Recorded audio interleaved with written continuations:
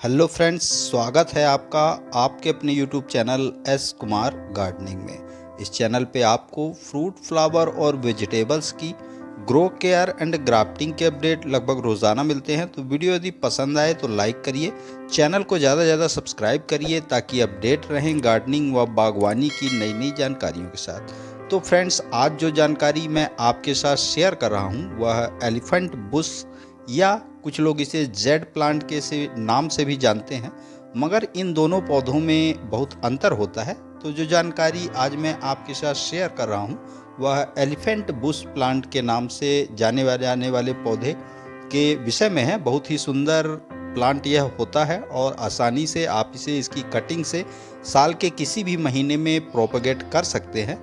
तो जो पौधा आप यहाँ पे अभी इस छोटे से पॉट में लगा हुआ देख रहे हैं, इस पॉट में कुछ प्रॉब्लम है जिसको मैं आपके साथ उसकी जानकारी शेयर कर रहा हूँ कि यदि आपके पौधे में भी ये शाइन दिख रहे हैं तो आपको क्या करना पड़ेगा।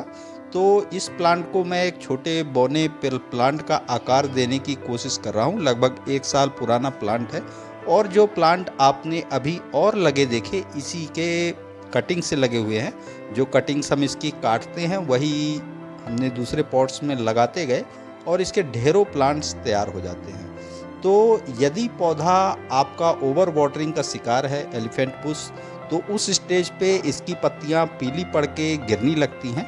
मगर यदि आपके पौधे में रूट बाउंड की समस्या है या इस पौधे में पानी की कमी हो रही है तो ये दूसरे लक्षण प्रकट करेगा।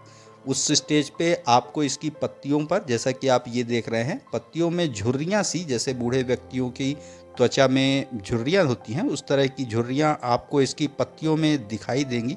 पत्तियों की साइन लगभग ख़त्म हो चुकी होगी, पौधा सही ढंग से ग्रोथ नहीं करेगा। तो यही साइन मेरे पौधे में भी लगातार दिख रहे थे। तो आज मैं इस प्लांट को रिपोर्ट करने वाला हूँ।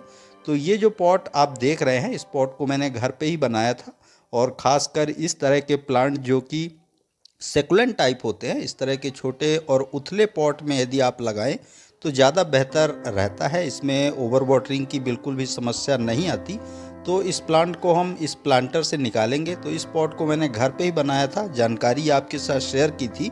तो यदि इस तरह के प्लांटर आप भी घर पर बनाना चाहते हैं तो लिंक आपको डिस्क्रिप्शन बॉक्स में मिल जाएगा, आप वहाँ पे जाके देख सकते हैं।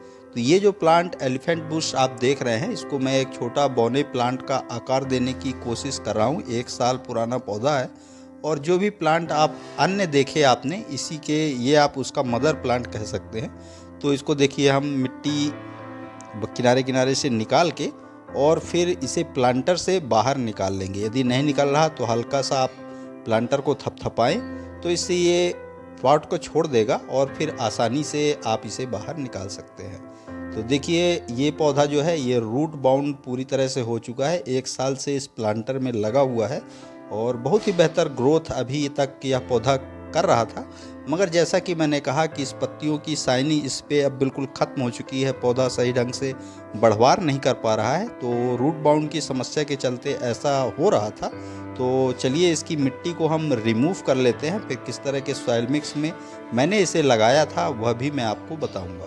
तो देखिए, इसको मिट्टी मैं पूरी तरह से रिमूव करूंगा, लगभग सारी मिट्टी मैं इसकी निकाल दूंगा। फिर इसके पश्चात इसकी रूट प्रूनिंग हम करेंगे।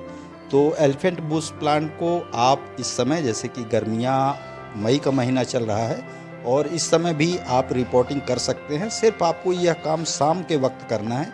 1 से 2 दिन के लिए आप इसे छाया वाली जगह में रखें। रिपोर्टिंग के पश्चात फिर आप इसे फुल सनलाइट में रख सकते हैं।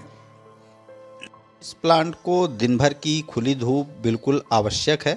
यदि आप इसे एक छाया वाली जगह में रखेंगे तो इसकी पत्तियों का आकार मोटा मोटा सा हो जाएगा और वो देखने में उतनी अच्छी नहीं लगती जितना कि आप इसे कम से कम 5 से 6 घंटे की फुल सनलाइट वाली धूप जहाँ पे मिलती हो वहाँ पे आप इसे रखें।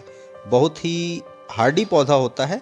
हालांकि यह सेकुलेंट प्लांट है, पानी इसको कम आवश्यकता होती है, मगर पानी की रिक्वायरमेंट तो हर प्लांट को होती है। अभी तक कुछ समय तक ऐसा, जैसे कि अभी तक मार्च तक इस पौधे में लगभग 2 से 3 दिन में मैं एक बार वाटरिंग करता था।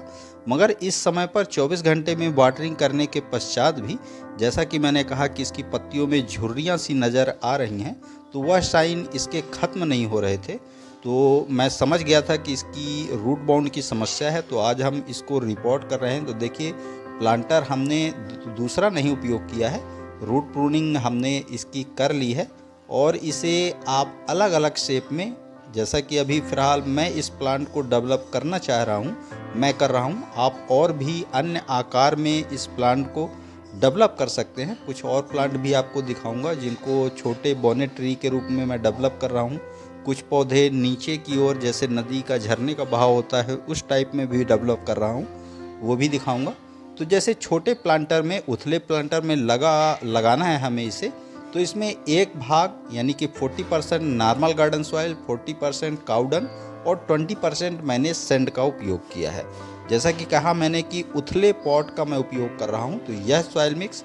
और यदि आप गहरे पॉट का उपयोग कर रहे हैं तो आप उसके लिए तीनों को बराबर बराबर मात्रा में मिला के और अपना सॉइल मिक्स बनाएं। थोड़ा सा बोन मील हम इसमें ऐड कर रहे हैं, साथ में हम ऐड करेंगे फंगीसाइड पाउडर, ताकि किसी भी तरह का फंगस इन्फेक्शन हमारे पौधे पर ना हो।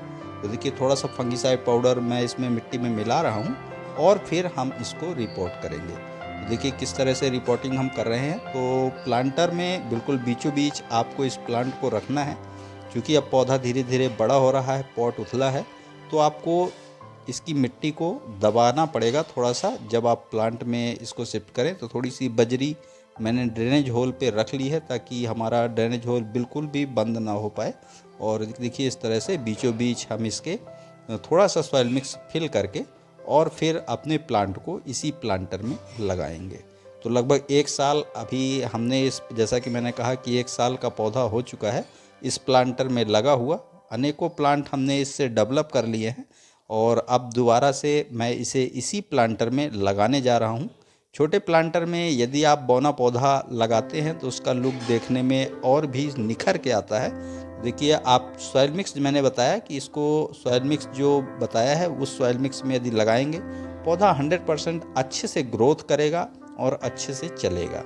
अलग अलग लोग अलग अलग तरह के सॉइल मिक्स बनाते हैं, मैं जो सॉइल मिक्स उपयोग करता हूँ वह मैंने आपको बताया।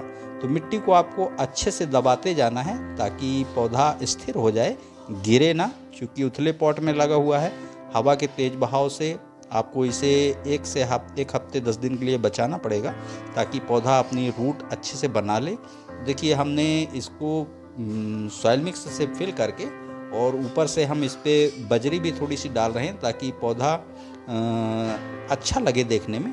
तो देखिए इस तरह से मैं इस पर बजरी हल्की हल्की फिल कर रहा हूँ और ऊपर से गोल साइज के पत्थर नदी वाले मैं भी इसके ऊपर सजाऊंगा, तो पौधा हमारा और देखने में बेहतर लगेगा। वाटरिंग हम इसकी कर देंगे और 1 से 2 दिन के लिए मैं इसे छाया वाली जगह में रखूँगा, फिर फुल सनलाइट में इस प्लांट को शिफ्ट कर दूँगा। तो देखिए, हमने पौधे की अपनी वाटरिंग कर दी है और अब हमारा पौधा बिल्कुल प्रिपेयर है फिर से अच्छी ग्रोथ के लिए। और अगले अपडेट मैं इसके और आपके लिए लेके आऊँगा, इसको थोड़ा सा और बेहतर लुक, क्योंकि अभी पौधा हमारा, जैसा मैंने कहा कि ग्रोथ नहीं कर पा रहा था, तो इसको ज़्यादा प्रूनिंग टाइम टू टाइम मैं कर रहा था। और ये देखिए, जैसा मैंने कहा कि झरने का आकार देने की कोशिश इन प्लांटर को कर रहा हूँ। 2 प्लांट मैंने इस तरह डेवलप किए हैं, कुछ और भी डिज़ाइन बनाने की कोशिश लगातार कर रहा हूँ। मनचाहे आकार में आप इन पौधों को डेवलप कर सकते हैं, बहुत ही सुंदर और हार्डी प्लांट होता है। तो आशा करता हूँ एलिफेंट बुश प्लांट के विषय में दी गई यह छोटी छोटी जानकारियाँ आपको ज़रूर पसंद आई होंगी। पसंद आई तो लाइक करिए, कमेंट करिए, अपने गार्डनिंग लविंग दोस्तों के साथ शेयर करिए। चैनल पे यदि पहली बार आए हैं तो प्लीज़ चैनल को सब्सक्राइब जरूर करिए, बेल यानी घंटी के बटन को ऑल पे प्रेस करिए, ताकि बागवानी व गार्डनिंग से रिलेटेड ऐसी ही रोचक व जानकारीप्रद वीडियो का नोटिफिकेशन आपको समय समय पर मिलता रहे। तो अभी के लिए फ़िलहाल इतना ही। वीडियो में अभी तक बने रहने के लिए बहुत बहुत धन्यवाद। Thank you.